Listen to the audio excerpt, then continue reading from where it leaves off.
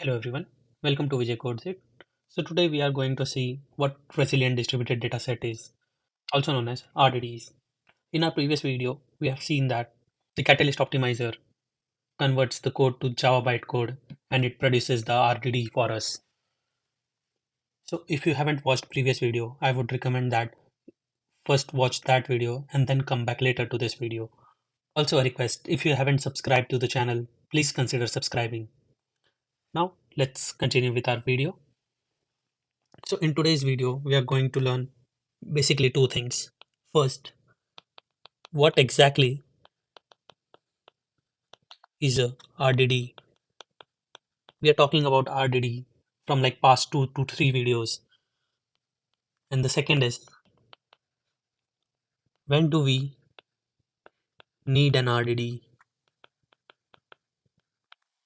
As we know that RDD stands for Resilient Distributed Dataset.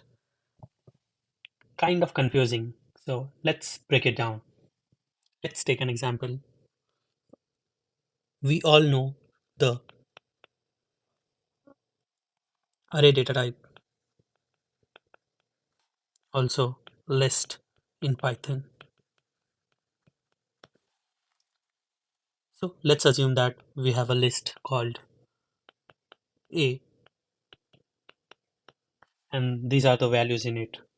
So as array is a data type or a list in Python, that's what RDDs are. RDDs are basically no data structure, but in RDDs, the data is stored in a distributed fashion. So if we want to convert this list into a distributed fashion, what we can do is, let's say some of the data is in cluster 1, some of the data is in cluster 2. These are the partitions within the clusters.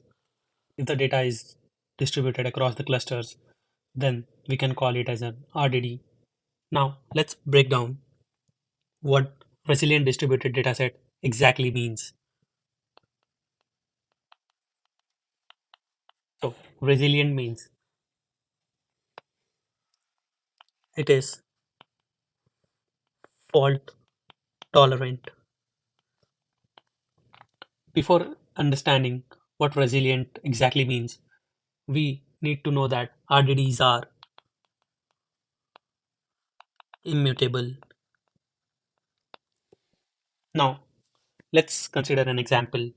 Let's say we have a dataset on top of which we are filtering age is less than 30.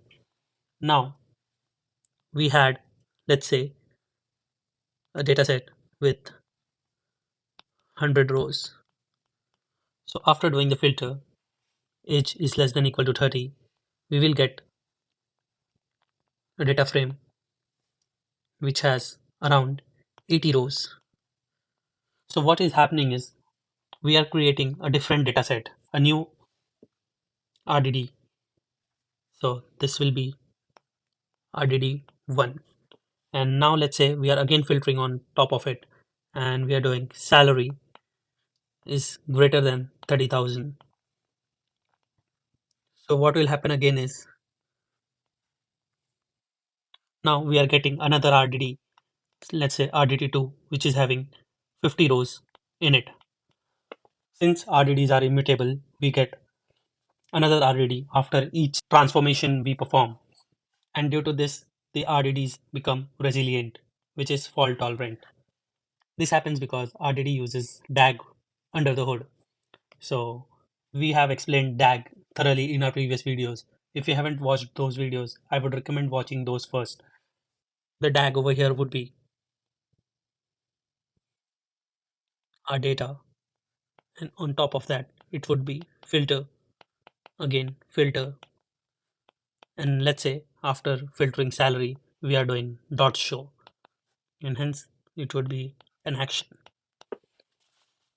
So over here, let's say on the second filtration step where we are filtering out on the basis of salary gets failed for some reason. What will happen is, since Spark knows that I have created this RDD2 using RDD1, so it would be automatically recovering itself and the user won't be able to notice that the code was failed. And hence, due to this reason, the Spark is fault tolerant, and since it is using DAG, it is able to recompute this missing step. Now let's see distributed. As in our example, when we were converting array data type to RDD, we saw that the data would be distributed across the cluster. So that exactly what distributed means in RDD, that data can be stored on different nodes. And finally, dataset. So what dataset is? It is basically an actual dataset like JSON, CSV, etc. So combining it together, RDD is basically a fault-tolerant distributed data processing data type.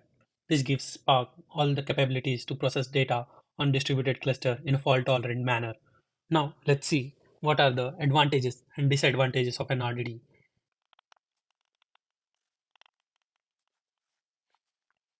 The advantage of RDD is that we can process unstructured data only using RDDs. In previous videos, we have seen that we have structured API such as data frame API and dataset API to process the structured data, which means that the data, whenever the data has some kind of structure in it, let's say key value pair or a columnar format, we can use data frame APIs or dataset API to process the data. We can also use RDD to process the data, but when there is no structure to the data, then we must use RDDs. We cannot process unstructured data using the data frame API or the dataset API. So that's the advantage of using RDD. Also, the second advantage is that RDD is type safe. So what type safe means is that we will get an error in when we are using RDDs during compile time.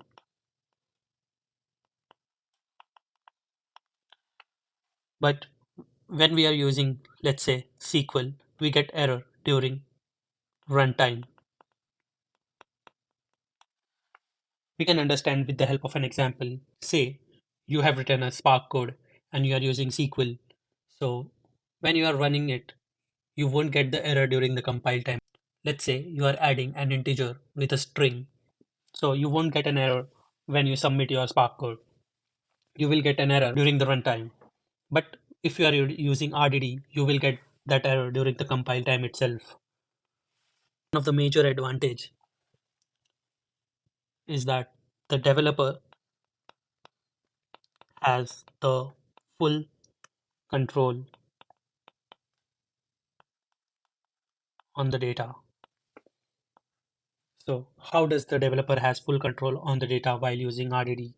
So what happens is, as we have seen in our previous video, that the code for data frame, dataset at the end of the day gets converted to RDDs. So if developer is directly writing in RDD, he is deciding on the scratch what to do and how to do. He has full control on the steps. But if you are using data frame or dataset, Spark would be doing everything. Like Spark will be processing all the physical plan, optimizing it. Given that that is the advantage of using an RDD, it is also disadvantage of using RDD, that no optimization is done by Spark. If we are using RDD, we have to write the optimized code because there is no catalyst optimizer in between. And hence, due to that reason, our code might be slow if we are not able to write optimized code. So the second disadvantage in using RDD is, like, we tell how to process the data, like how exactly to process the data would be told by the developer. But when we are using data frame or dataset, we tell what to do, and then Spark will optimize it. So this is kind of advantage and disadvantage of using the RDD. So the question would be when to use an RDD. So we should use RDDs when we want full control on how to do, how to process. Second, when our data is unstructured.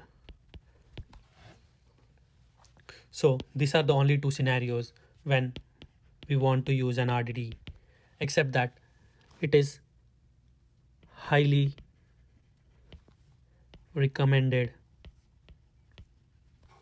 that we shouldn't be using an RDD because it is too difficult to code using RDD and we won't be able to optimize the code that thoroughly when Spark does it. So it is very easy for us to write the code using data frame APIs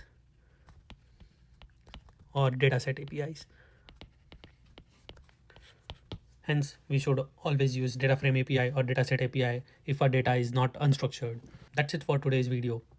Hope you were able to understand what exactly is an RDD and advantages and disadvantages of using an RDD and when to use an RDD and when not to.